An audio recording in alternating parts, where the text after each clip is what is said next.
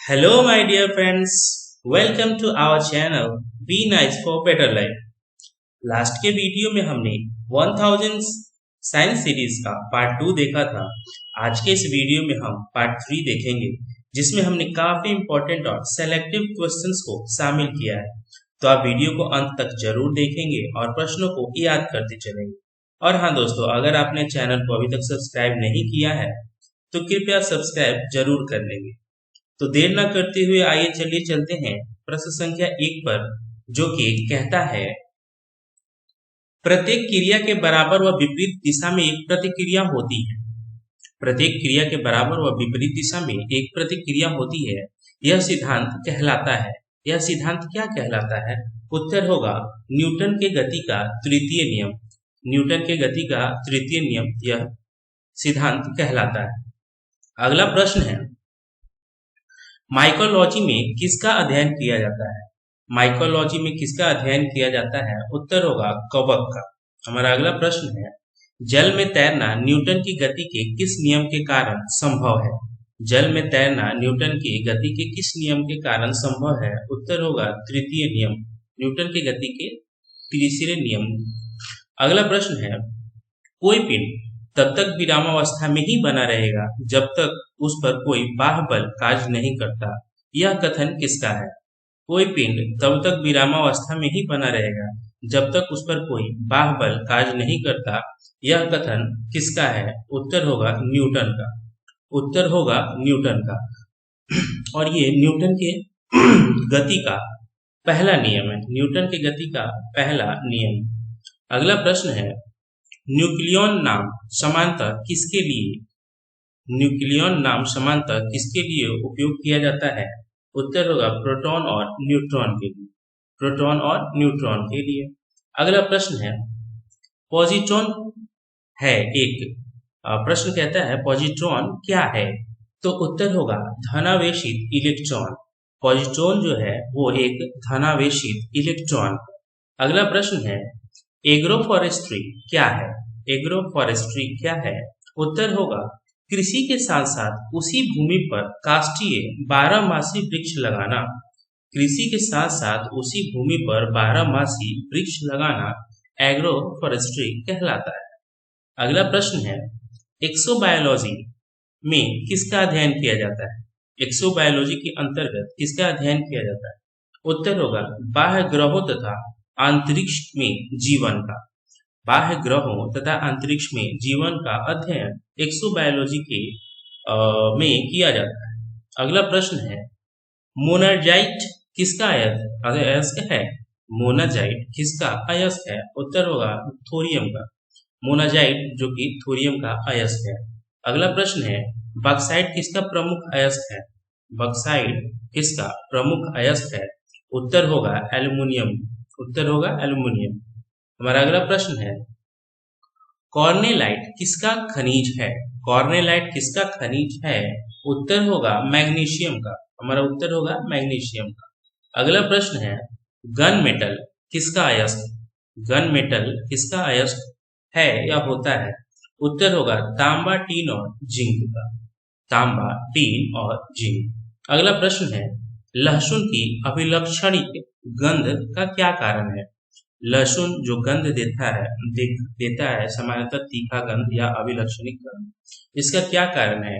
तो इसमें लहसुन में मौजूद सल्फर यौगिक, लहसुन में मौजूद सल्फर यौगिक के कारण। अगला प्रश्न है, जल में सबसे आसानी से घुलनशील क्या होता है? जल में सबसे आसानी से घुलनशील जो कि नाइट्रोजन होता है। उत्तर होगा नाइट्रोजन। अगला प्रश्न है, भारी जल जो कि एक प्रकार का मंदक है। उत्तर होगा मंदक। अगला प्रश्न है, कटे हुए सेब का भूरा होना कारण है। कटे हुए सेब का कुछ देर में आप देखेंगे वो भूरा हो जाता है, इसका कारण है सेब में उपस्थित आयोडीन। सेब में उपस्थित आयोडीन के कारण। अगला प्रश्न है, पनीर एक उदाहरण है। पनीर किसका उदाहरण है? पनीर एक जैल का उदाहरण है। उत्तर होगा जैल। अगला प्रश्न है, माचिस की तिल्ली के एक सिरे पर लगा मसाला का मिश्रण क्या होता है? माचिस की तिल्ली के एक सिरे पर लगा मसाला जिसको हम जलाते हैं वो किसका मिश्रण होता है? तो लाल फास्फोरस और गंधक का। लाल फास्फोरस और गंधक का। अगला प्रश्न है, रक्त प्लाज्मा में जल की मात्रा कितनी होती है? रक्त प्लाज्मा में जल की मात्रा दोस्तों 90% होती है, 90%। अगला प्रश्न है, जो तत्व ऑक्सीजन पर प्रतिक्रिया नहीं करता है वह कौन सा तत्व है? जो तत्व ऑक्सीजन पर प्रतिक्रिया नहीं करता वह है आयोडीन, वह होगा आयोडीन। अगला प्रश्न है, सर्वाधिक स्थायी तत्व क्या होता है? सर्वाधिक स्थायी तत्व क्या होता है? उत्तर होगा सीसा। सीसा जो है एक अस्थायी तत्व है, सर्वाधिक स्थायी तत्व। अगला प्रश्न है, जल में हल्का धातु होता है। प्रश्न है, जल से हल्का धातु कौन सा होता है? उत्तर होगा सोडियम। सोडियम जो कि एक धातु है परंतु यह जल से हल्का होता है। अगला प्रश्न है, सामान्य ट्यूबलाइट में कौन सी गैस होती है? सामान्य ट्यूबलाइट में कौन सी गैस होती है? उसमें ऑर्गन के साथ मरकरी वेपर होता है। सामान्य ट्यूबलाइट में जो गैसें होती हैं वो ऑर्गन होता है, उसके साथ मरकरी वेपर भी होता है। अगला प्रश्न है, वैज्ञानिक एडवर्ड जेनर किस रोग से संबंधित है? वैज्ञानिक एडवर्ड जेनर किस रोग से संबंधित है? उत्तर होगा चेचक। चेचक रोग से वैज्ञानिक एडवर्ड जेनर संबंधित है। इन्होंने चेचक के टीके का आविष्कार किया। अगला प्रश्न है, मानव में गुर्दे का रोग किसके प्रदूषण से होता है? मानव में गुर्दे का रोग किसके प्रदूषण से होता है? तो उत्तर होगा कैडमियम। उत्तर होगा कैडमियम। अगला प्रश्न है, बीसीजी का टीका किस बीमारी से बचाव के लिए लगाया जाता है? बीसीजी का टीका किस बीमारी से बचाव के लिए लगाया जाता है? तो यह क्षय रोग से बचाव के लिए लगाया जाता है। अगला प्रश्न है, प्रकाश संश्लेषण के दौरान पैदा होने वाली ऑक्सीजन का स्रोत क्या है? प्रकाश संश्लेषण के दौरान पैदा होने वाली ऑक्सीजन का स्रोत उत्तर होगा जल। अगला प्रश्न है, पौधों का कौन सा भाग श्वसन क्रिया करता है? पौधों का कौन सा भाग श्वसन क्रिया करता है? तो उनकी पत्तियां जो है कि श्वसन क्रिया में भाग लेती हैं। अगला प्रश्न है, कच्चे फलों को कृत्रिम रूप से पकाने के लिए किस गैस का प्रयोग किया जाता है? कच्चे फलों को कृत्रिम रूप से पकाने के लिए किस गैस का प्रयोग किया जाता है? उत्तर होगा एसिटिलीन गैस का। जिस फल को पकाने के लिए जिस गैस का प्रयोग किया जाता है वो होता है एसिटिलीन। अगला प्रश्न है, वृक्षों की आयु किस प्रकार निर्धारित की जाती है? वृक्षों की आयु जो कि वार्षिक वलयों की संख्या के आधार पर की जाती है, और वार्षिक वलयों की संख्या के आधार पर की जाती है। अगला प्रश्न है, नेत्रदान में आंख का कौन सा भाग उपयोग में लाया जाता है? नेत्रदान में कौन सा भाग उपयोग में लाया जाता है? उत्तर होगा रेटिना। अगला प्रश्न है, साधारण मानव में गुणसूत्रों की संख्या कितनी होती है? मानव में साधारणतः गुणसूत्रों की संख्या 46 होती है। उत्तर होगा 46। अगला प्रश्न है, मानव शरीर के किस अंग की हड्डी सबसे लंबी होती है? उत्तर होगा जांघ की हड्डी जो कि सबसे लंबी होती है। अगला प्रश्न है, गाय और भैंस के थनों में दूध उतारने के लिए किस हार्मोन की सुई लगाई जाती है? गाय और भैंसों के थनों में दूध उतारने के लिए ऑक्सीटोसिन हार्मोन की सुई लगाई जाती है। अगला प्रश्न है, चर्म रोग के उपचार में प्रयोग किया जाने वाला रेडियो आइसोटोप कौन सा है? चर्म रोग के उपचार में जो रेडियो आइसोटोप यूज किया जाता है वो उत्तर होगा रेडियो फास्फोरस। उत्तर होगा रेडियो फास्फोरस। अगला प्रश्न है, मानव शरीर में पसलियों के कितने जोड़े होते हैं? मानव शरीर में पसलियों के 12 जोड़े होते हैं। उत्तर होगा 12। अगला प्रश्न है, किस द्रव के एकत्रित होने पर मांसपेशियां थकान का अनुभव करने लगती हैं?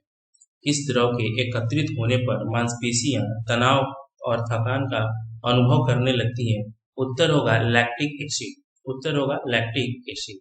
अगला प्रश्न है, स्तनधारियों में लाल रुधिर कणिकाओं का निर्माण कहाँ होता है? स्तनधारियों में लाल रुधिर कणिकाओं का निर्माण अस्थि मज्जा जिसे बोन मैरो कहते हैं उसमें निर्माण होता है। अगला प्रश्न है, वॉशिंग मशीन का कार्य किस सिद्धांत पर आधारित है? वॉशिंग मशीन का कार्य किस सिद्धांत पर आधारित है? उत्तर होगा अपकेंद्रण।